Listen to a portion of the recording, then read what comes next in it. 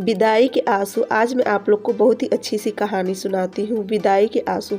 Love marriage का सपना देखने वाली भाविका ने आखिर माता पिता की खुशियों के लिए अरेंज मैरिज कर ही ली, लेकिन परिवार को मन का डर वो कैसे निकाल पाएगी। भाविका ने जब आंखें खोली तो उसके बगल में एक गिफ्ट बॉक्स रखा था जिस पर लिखा था शादी की 25वीं वर्षगांठ की बधाई संगिनी। उस बॉक्स को खोले बिना ही भाविका अपने जीवन के 25 साल पीछे चली गई, जब उसने अपना MA BA पूरा किया था और वह अपने सपनों की एक अलग ही दुनिया में रहती थी। भाविका को लव मैरिज करनी थी, उसे कभी अरेंज मैरिज करनी ही नहीं थी। इसका सबसे बड़ा कारण था परिवार। उसका मानना था कि अरेंज मैरिज में परिवार हमेशा दोनों के बीच में आ जाता है, इसलिए उसने और उसके दोस्तों ने तय किया था कि ढंग का लड़का मिलते ही हम सब लव मैरिज करेंगे। भाविका के सोचे के हिसाब से कुछ नहीं हुआ। उसने कुछ लड़कों को डेट तो किया, लेकिन बात नहीं बनी। आखिरकार माँ बाप का मन रखने के लिए ही सही उसे उसके मनपसंद लड़के से शादी करनी ही पड़ी। इस तरह से लव मैरिज करने वाली भाविका की अरेंज मैरिज होगी। शादी के बाद जब भाविका की विदाई हुई थी तो वो गाड़ी में बैठने के बाद बहुत रो रही थी। उसकी आंखों का काजल आंसुओं के साथ बह रहा था। तभी चेहरे के सामने एक सफ़ेद रुमाल आता है जो किसी और ने नहीं बल्कि उसके पति ने उसकी तरफ बढ़ाया था। रुमाल लेकर भाविका ने आंसू पोंछे। आंखों से बहा काजल उस सफ़ेद रुमाल पर लग गया। सारी मैंने आपकी रुमाल गंदी कर दी, मैं इसे धुल दूंगी, भाविका ने संजीव से कहा।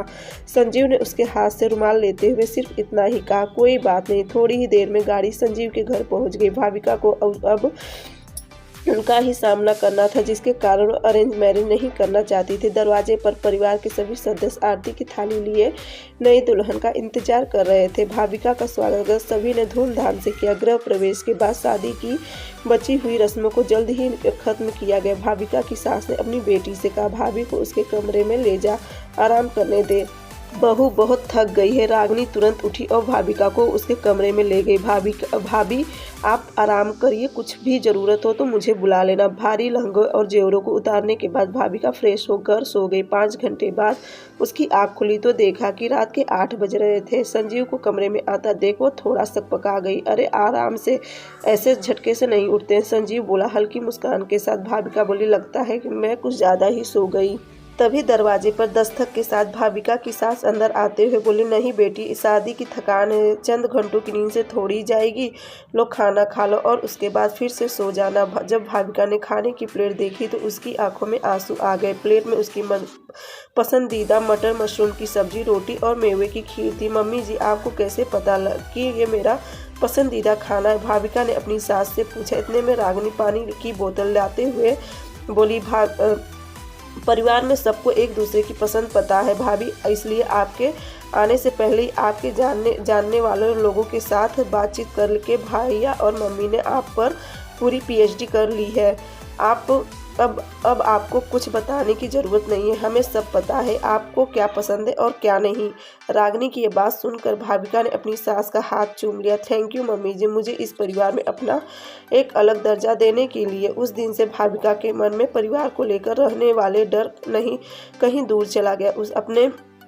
उसने परिवार को अपना माना और परिवार ने उसे अपनाया। इस तरह से हंसी खुशी रहते हुए भाविका को और संजीव की शादी को आज 25 साल पूरे हो चुके थे। भाविका ने अपने अतीत से वर्तमान में आते हुए उस गिफ्ट बॉक्स को खोला तो देखा उसमें काजल लगा हुआ वही सफ़ेद रुमाल था जिससे भाविका ने अपने विदाई के आंसू पोंछे थे। साथ ही एक पत्र भी था जिसमें लिखा था, प्रिय अर्धांगिनी, तुम्हारे विदाई के आंसू मेरे लिए बहुत कीमती थे, जिसे मैंने हमेशा संजो के रखा था। मुझे पता था कि तुम एक परिवार छोड़कर आ रही थी, इसलिए यहाँ पर हमने तुम्हारे लिए एक दूसरा परिवार तैयार कर रखा था। मेरे साथ अपना जीवन झांसा करने के लिए शुक्रिया। शादी की वर्षगांठ पर बहुत सारा प्यार, तुम्हारा संजू।